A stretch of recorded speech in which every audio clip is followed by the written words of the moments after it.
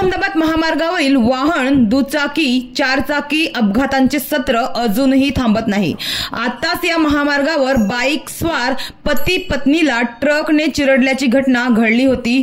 सातिवली जवळ मुंबई अहमदाबाद महामार्गावरील service road येथे त्यांची दुचाकी रस्त्यावर असलेल्या खडीवर घसरली। यावेळी दोघे पती पत्नी दुचाकीवरून रस्त्यावर खाली पडले। याच दरम्यान मागून आलेल्या एका ट्रकने त्यांना धडक दिली आणि दोघेही चिरडले गेले।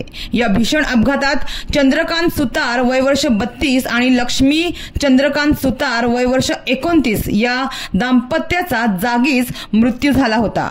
मात्र ही घटना ताजी असताना आता मंगळवारी रात्री 12:30 वाजण्याच्या सुमारास अजून एक भीषण अपघात घडला, ज्यामध्ये दुचाकीवरील 2 तरुणांचा जागीच दुर्दैवी मृत्यू झाला। तर या अपघातात 2 जण जखमी झाले आहेत। मुंबई अहमदाबाद महामार्गावरील हालोली पाटीलपाडा या गावाच्या हद्दीत हा अपघात घडला। सुभाष अमृत वड वय वर्ष 25 आणि स्वप्नील परब वय वर्षे 20 अशी दुचाकीवरील मृतांची नावे आहेत। या अपघाताबाबत मिळालेल्या माहितीनुसार मंगळवारी रात्री 12:30 वाजण्याच्या सुमारास एकाच दुचाकीवर हे चौघे जण ढेकाळे येथून मुंबई अहमदाबाद महामार्गावरून बोईसर पूर्वेकडील मान येथे जात होते। त्यांची दुचाकी ढेकाळेवरून हालोली गावाच्या हद्दीत पोहोचली। त्याच दरम्यान त्यांच्या दुचाकीला कंटेनरच्या किनार बाजूची धडक बसली, ज्यामुळे त्यांची दुचाकी महामार्गावर कोसळली। यावेळी दुचाकीवरील ढेकाळे वडपाडा येथील 25 वर्षीय सुभाष वड आणि बोईसर मान येथील 20 वर्षीय स्वप्नील परब या दोघांचा कंटेनरच्या टायर खाली चिरडल्याने जागीच मृत्यू झाला। तर बोईसर मान येथील भावेश गणेश दांडुळे वय वर्ष 28 आणि राज सत्रू मिश्रा वय वर्ष 19 हे गंभीर जखमी झाले आहेत। मनोर पोलिसांनी पंचनामा करून रुग्णवाहिका चालक अकील सय्यद यांच्या मदतीने मृतदेह ताब्यात घेऊन शवविच्छेदनासाठी दाखल केले होते। तर जखमी असलेल्या तरुणांना मनोरच्या ग्रामीण रुग्णालयात उपचारासाठी दाखल करण्यात आलं आहे, अशी माहिती मिळाली आहे। मात्र आपल्या डोळ्यात देखत आपल्या मित्रांचा अशा प्रकारे मृत्यू झाल्याने जखमी झालेल्या तरुणांना याचा मोठा धक्का बसला आहे। तर या चौघांच्या कुटुंबियांमध्ये दुःखाचे सावट पसरलं आहे।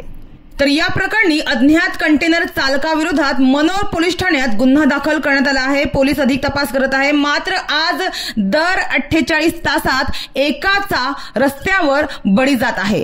प्रत्येकाचा जीव मौल्यवान आहे, मात्र अनेकदा रस्त्यावरून भरधाव जाणारे वाहन दुसऱ्याचा जीव घेत आहे, असे चित्र आहे। रस्त्यावरून भरधाव जाणाऱ्या वाहनाने रस्ता ओलांडणारी व्यक्ती, दुचाकीने घरी जाणारे व्यक्ती, चारचाकी व अन्य वाहने उडविली जात आहे, चिरडली जात आहे। तर एकीकडे दुचाकी चालवणारेही शिस्त पाळत नाहीत, कुठूनही रस्त्याच्या मध्यभागी घुसताना आपण पाहिलं असेल। मात्र पालघर जिल्ह्यातील प्रशासनाने या वाढत्या वाहन अपघातांच्या विषयात गंभीरपणे लक्ष घातले तर बरे होईल। अपघात काही 100% थांबणार तर नाहीत, पण निदान गंभीर अपघातांच्या मालिका खंडित तरी होऊ शकेल। रस्त्यावरील बळींचे प्रमाण तरी कमी होऊ शकेल। काही ठिकाणी धोकादायक वळणे आहेत, काही ठिकाणी साइन बोर्ड्स नाहीत, सूचना फलक नाहीत, तर काही ठिकाणी रस्त्यांवरील पथदिवे बंद आहेत। त्यामुळे प्रशासन, राष्ट्रीय महामार्ग प्राधिकरण, पोलिसांचा वाहतूक विभाग यांनी मिळून एकत्र उपाययोजना केली तर अपघातांची संख्या खूप कमी होईल। अनेक युवकांचे प्राण कदाचित वाचतील। पण सरकारकडे अपघातांविरुद्ध उपाययोजना करायला वेळ आहे की नाही असा प्रश्न पडला आहे।